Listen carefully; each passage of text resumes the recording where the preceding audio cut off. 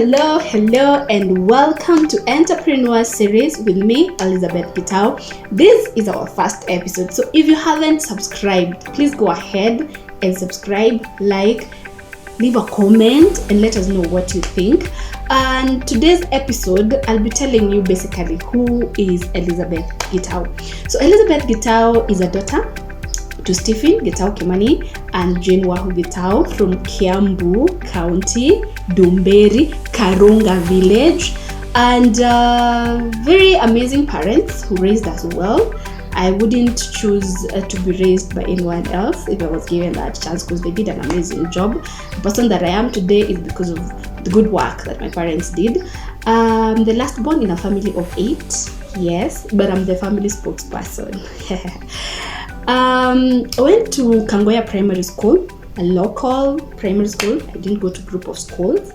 And then went to Moi Girls Secondary School, a very beautiful school in Ndeya. We used to call it the Oasis of Ndeya. After that, I did my CPAs at KCA Githunguri campus, and then proceeded to Jomo Kenyatta University of Agriculture and Technology, where I pursued a Bachelor of Science degree. And it was after that my career started. Before we go to how I started working and quitting, growing up, I had never thought of becoming an entrepreneur.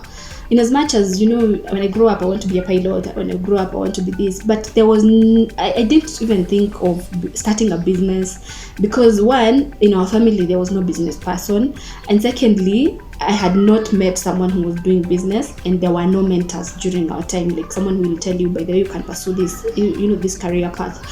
The only time that I can remember thinking about employment and actually marriage was during a pre-wedding for my brother that was at our home in 97. I was actually around 8 years. And my cousin came with a wife. He had never seen such a beautiful couple.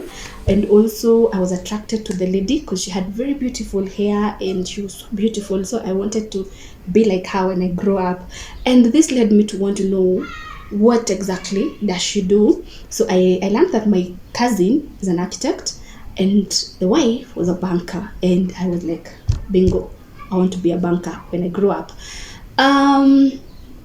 And also, I thought I would want to marry an architect, because this whole image was so pleasing and so attractive to me, so beautiful. Well, I never got to work in a bank. Maybe I'll own one. It's not bad to dream. But I got to marry an architect, so it's a win-win.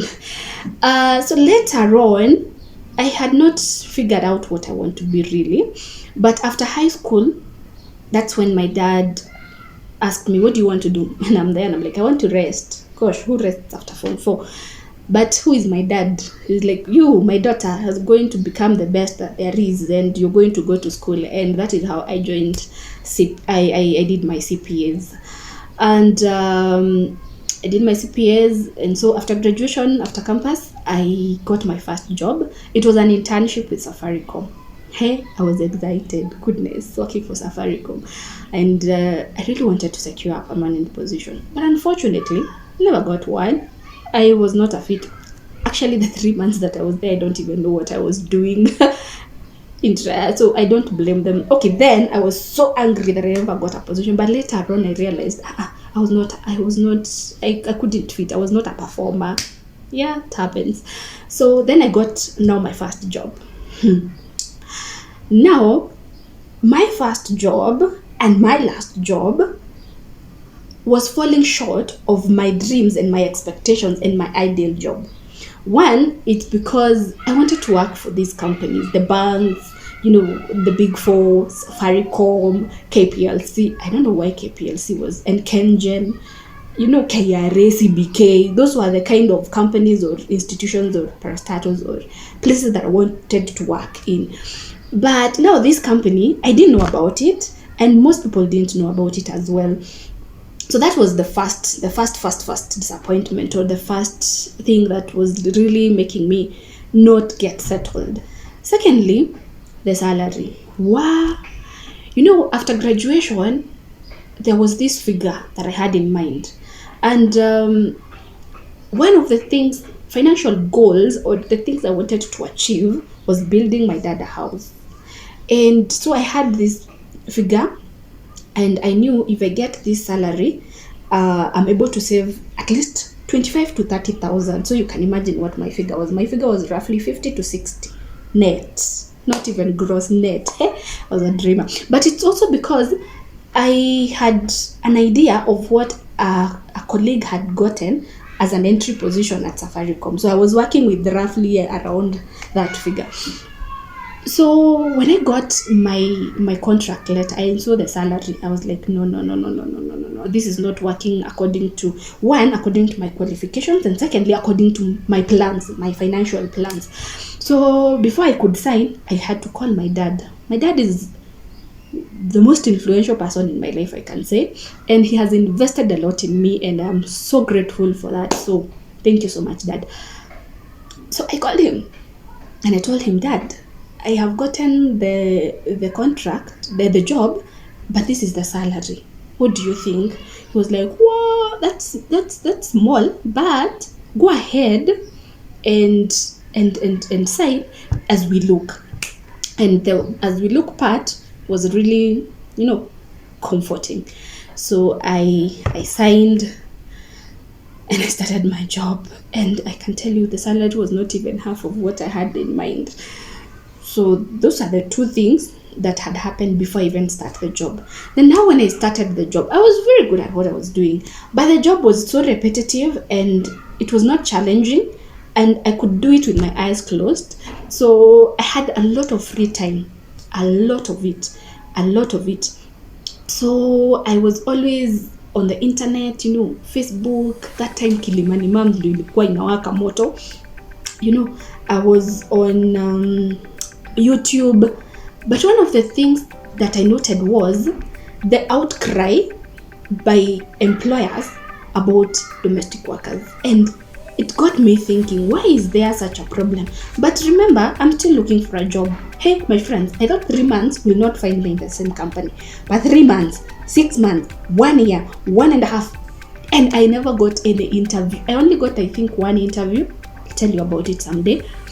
But I never got banks. Why did you not consider me at all? I had applied to almost all banks that I knew of, the big 4. Even Safaricom, I kept applying and, quoting my internship as a selling. That's how I was trying to convince them to see if they will get into my box. So I really applied for jobs, but they were not forthcoming. I never got anything for a number of reasons. And actually, not even then, even when I was even in entrepreneurship, I applied for, I don't know why I never got a job. I think I'll look into that. So now on the internet, there was this outcry. And then I remembered, as I was doing my internship, I was living with my sister, and I had interacted with one of her nannies. Her name was Jane, and I still remember her because her story was very touching. She told me, I performed very well in primary school, but I never got to go to high school. So I have come to Nairobi nitafute pesa niende nifanye course. But I could see the frustrations. She was really frustrated, and it was very evident because one day she's jovial, the next moment she does not even want to see you. So I could see the frustrations. So, and then now this outcry by employers about not getting the right DM, and the DM and then there were also very sad cases where DMs were killing the employers, poisoning them. So this whole thing, that is what I was feeding my mind with. And at one point I was like, what can I do about it? And if you want to know how it all started, how I came to quit and what I thought and how I, went ahead, please let's meet next week as I tell you how it all went. So this is Entrepreneur Series with me, Elizabeth Gitau. This is where we dream it, believe it, work it, and enjoy it. Thank you so much.